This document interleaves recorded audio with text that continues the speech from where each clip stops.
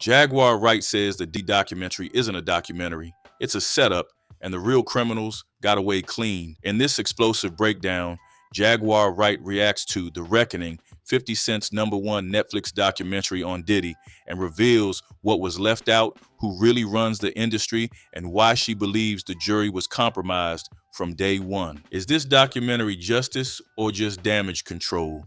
Let us know in the comments. Who do you think is really pulling the strings behind the scenes? Jaguar Wright didn't mince words. She calls The Reckoning a mockumentary, not a documentary. In her view, it's a carefully curated project designed to pin all of hip-hop's darkest secrets on one man while protecting the real power brokers still in play. She says this isn't about justice. It's a diversion, a Trojan horse built for headlines, but not for truth. The whole thing, she says, felt like it was mocking me. It's not just what the film showed, it's what it deliberately left out. No Jay-Z, no Stevie J, Clive Davis, gone in 30 seconds. That wasn't an accident, that was strategy. Always ask who benefits when the story is this one-sided. Diddy was 6 days away from surrendering to federal authorities, and he brought a camera crew. Why? Because, according to Jaguar, he wasn't planning to go down, he was planning to spin it. She says this wasn't documentation,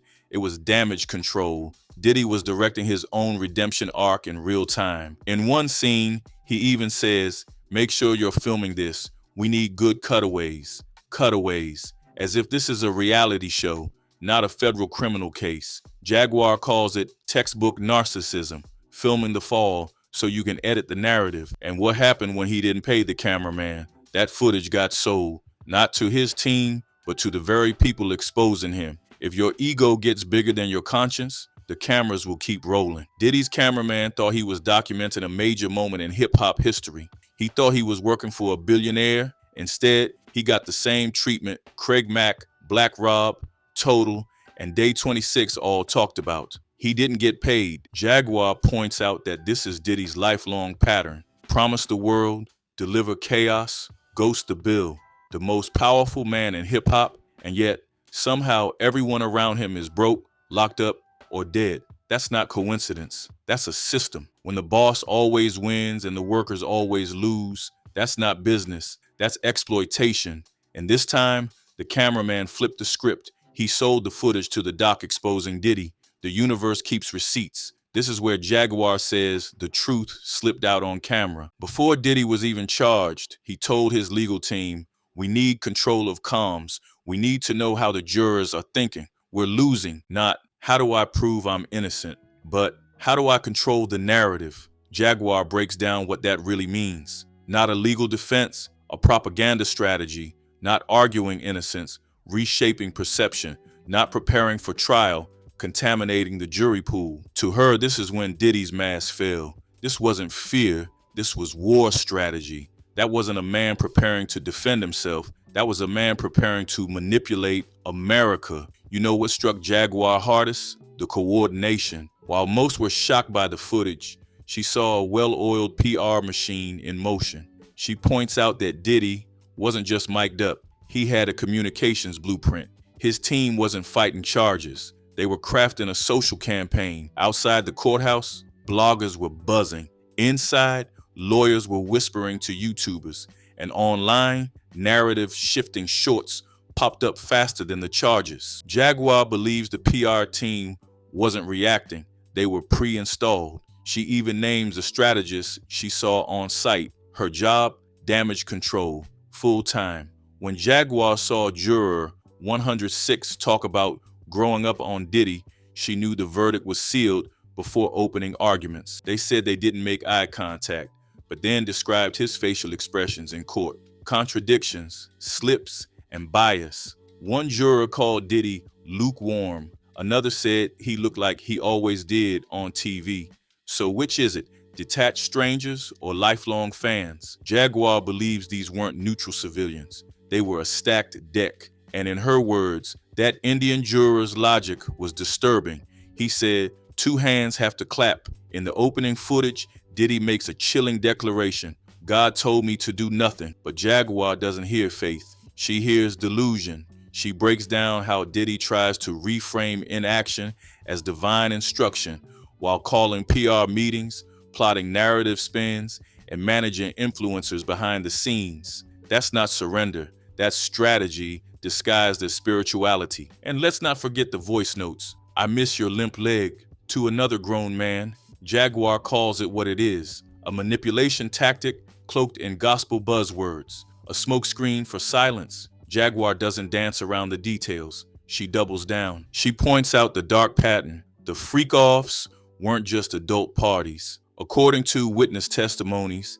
Diddy's own son Justin was often present, and in Lil Rod's lawsuit, those events blurred lines of consent, control, and corruption. A son watching his father host wild parties, a father who calls himself the Son of God, a house full of cameras, champagne, and chaos. Jaguar says the surveillance culture wasn't just security, it was leverage. Allegedly, everything was filmed. Jaguar zeroes in on Misa Hilton, the mother of Diddy's son Justin, and calls out her selective outrage. While the documentary unveils years of disturbing allegations, Misa's public reaction was to criticize how she was depicted, not the trauma, not the abuse, just her image. Jaguar found it outrageous. Your son is allegedly present during freak-offs and you're worried about your portrayal? She reminds us, Kirk Burroughs, who claims he witnessed Diddy stomping Misa under a car, wasn't a random source. He was an executive inside Bad Boy, firsthand. This was the moment the mask slipped. Kirk Burroughs, one of Diddy's earliest business partners, said it out loud. Diddy S.A.ing me. Not alleged, not rumored. He said it on camera in detail. Jaguar emphasizes that this wasn't news to insiders, just the first time it was said publicly.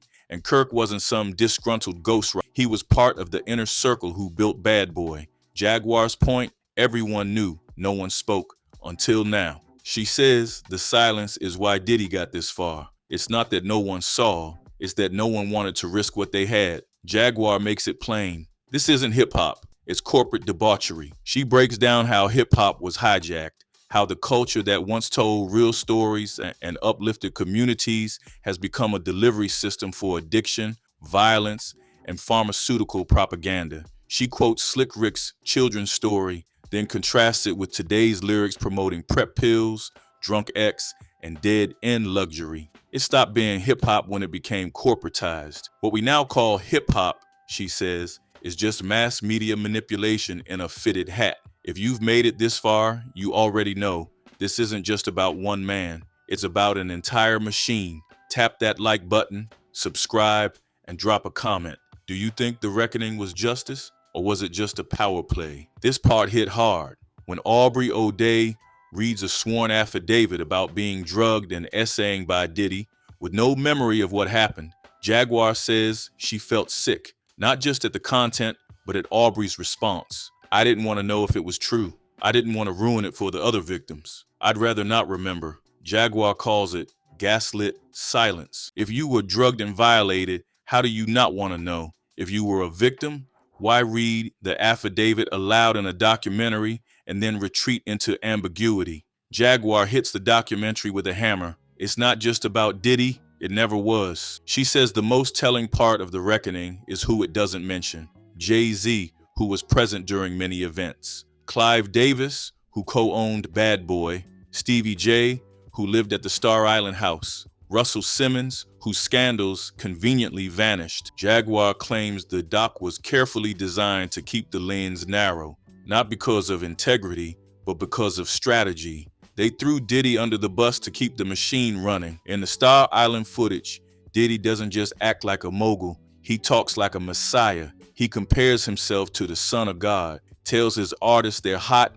but he's the level of hot, then says he won't tolerate being lukewarm while they shine. Jaguar says this wasn't just ego, it was religious delusion masquerading as creative control. He wasn't just calling himself a god, he was demanding worship. Every move was centered around one goal, image management. Even his breakdowns were choreographed for maximum optics. Jaguar asked the one question the documentary didn't. Where the hell was Stevie J? He lived at the Star Island house. He produced countless hits. He was part of Diddy's inner circle during the exact years featured in the documentary. Gone. And what about Jay-Z? Clive Davis, Russell Simmons. Jaguar says the reckoning was less about exposing evil and more about redirecting blame, a spectacle designed to cleanse the industry while keeping its kingmakers untouched. This wasn't justice, she says. It was chess. Diddy was the sacrifice. She says the system he built hasn't collapsed.